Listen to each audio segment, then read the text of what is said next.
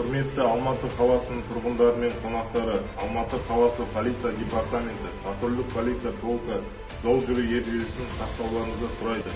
2024 жылдың қаңтар айынан бастап жол көлік оқиға салдарынан 63 адам қаза тапқан. Оның ішінде электросамокат, скутерлер жүргізушілері 9 адам. Құрметті ата-аналар, кәмелет жасқа толмаған балаларға электросамокат, скутер алып бермеулеріңізді сұраймыз. Жол қателіктерді кешірмейді.